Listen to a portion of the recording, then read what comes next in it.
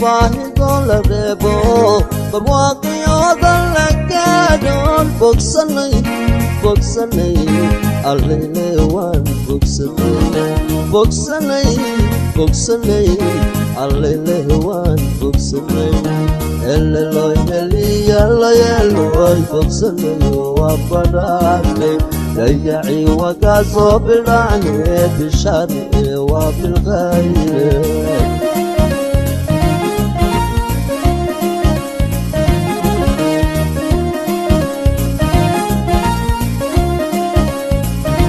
بسم الله الرحمن الرحيم الحمد لله على حلمه بعد علمه وعلى عفوه بعد قدرته وصلى اللهم على سيدنا محمد النبي الزاهد رسول الملك الصمد واحد صلى الله عليه وسلم dhulku wuu isku wada deganaa berigii hore oo boqortooyada Saba ilaa boqortooyada Punt way isku wada deganaayeen kolkii dambe unba marinbiyoodidan furmeen haddaba boqortooyadan Saba markay joogtay oo Balqiisa ka talinaysay dhulkan Puntna waxaa ka talinaya boqor Baraxow Raage oo Balqiisa markay joogtay Saba dhulkan boqortooyooyin fara badan ayaa jiray ayagana waxaa ka mid ahaa boqor Baraxow Raage ayaa ka mid ahaa dhulka Punt ka talinayay xilligaasoo ahayd xilligii Xatshepsut ay ka talin jirtay faraacinada oo dhulkan Puntna ay booqashada ku timid boqortooyo waliba markay ay maaragtay caasiso oo cadaalad darre ay ku dhaqaaqdo ilaahay wuxuunbuu kusoo saliidi jiray si markaa ayadoon filinayn ayay baabi'i jirtay haddaba koonfurtana waxaa ka jirtay boqortooyooyin fara badan ayaa ka jiray waxaa ka mid ahaa boqorkii Geedi Baabow wuxuu ka talin jiray Buur Heybe halka la yidhaahdo ayaa saldhiggiisa u ahaa dhulkan koonfurta oo idil ayuu wuxuu ka ahaa boqor laga heybeysta boqor ku dhaqma cadaaladda ku dhaqma ayuu ahaa boqortooyo waliba way wanaagsan tahay marka hore ee boqortinimada ay hesho koonfurtaas oo idil aad baa looga heybeysan jiray ee Soomaaliya raadadkii weli way ka dambeeyaan waa la sii garanayaa taariikh iyo cilmiyo aad u fara badan ayaa yaalla dhulka oo cilmiyaashii faraacinada ay ku dhaqmi jireen ah way isku xilli bay ahaayeen dhulka waqtigaasi maysan soo gaarin diinta islaamka ee qiimaha iyo qadarinta badan leh haddaba markii ay caasiyeen waxunbaa lagu soo sallidoo waa la burburiyey ilaah baa burburiyey raadadkoodii weli wuu sii dambeeyaa oo waa laga arkayaa meelaha qaar raadadkoodii inuu yaallo boqortooyadii Geedi Baabow Geedi wuxuu ahaa boqor halyey ah geesi ah ee ummaddiisan u naxariista kolkii hore inkastoo markii dambe sidii faraacinada uu caasiyey ee cadaalad darre uu sameeyey ayaa maaragtay ilaahay ka baabi'iyey boqortinimadii oo lagu bedelay bahdilaad iyo maaragtay waxyaalo uusan mudnayn sidaasi la mid ah boqortooyooyinka kale ee burburay sida boqoradii Caraweelo iyo boqoradii Dhegdheer haddaba ma ahayn boqorad dhega dheer leh ma aysan ahayn Dhegdheer waxay ahayd boqorad dhisan ciidamadeeda intelligensiga dhisan ayay ahayd adigoon magaalada weli aana soo gaarin halka ay joogto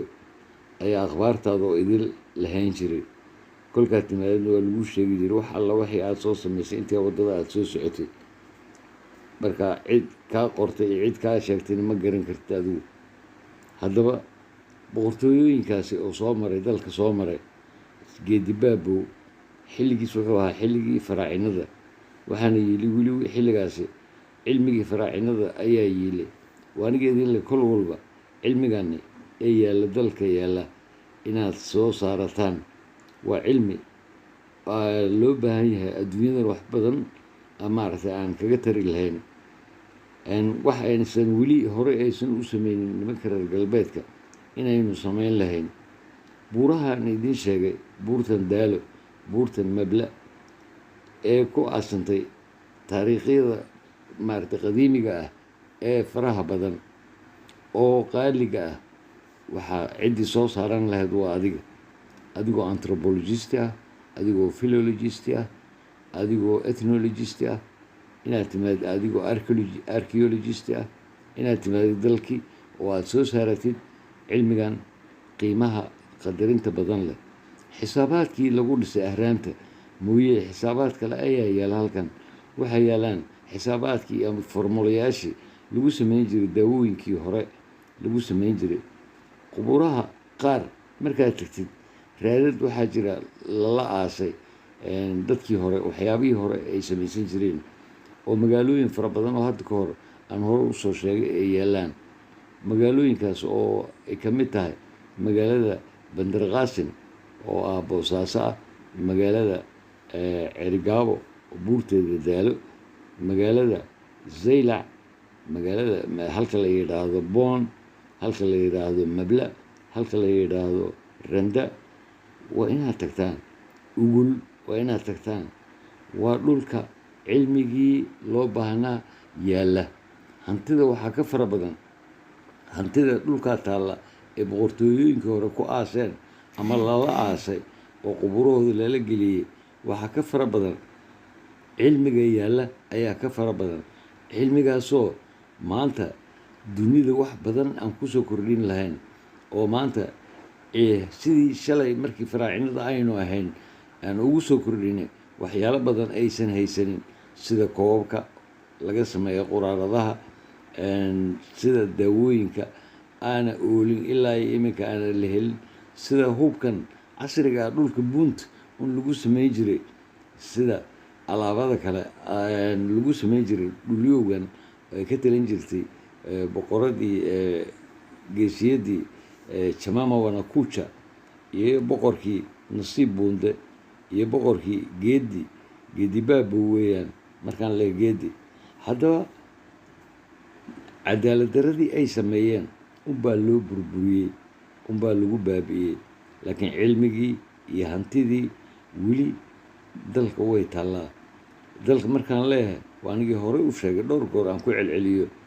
cilmigan ballaadhan ee aanan meel kale oolin, cabiraadan daawooyinka qaabka loo sameeyo, daawooyinka xoolaha qaabka loo sameeyo, waxyaalahan aan adduunka oolin qaabka loo isticmaalo iyo waddooyinka loo maro ee faraacinadii hore un isticmaali jirtay weli way yaalaan, halkaanay ku yaalaan. haddaba imow daalo imow oo arag raadadkii nebiyaasheenni calayhim assalaam, sida nebi daawuud iyo nebi suleymaan calayhi salaam raadadkoodii oo aad ku arki kartid buurtan daalo ee cergaabo ku taalla, yufle halka la yidhaahdo, ceshiida halka la yidhaahdo,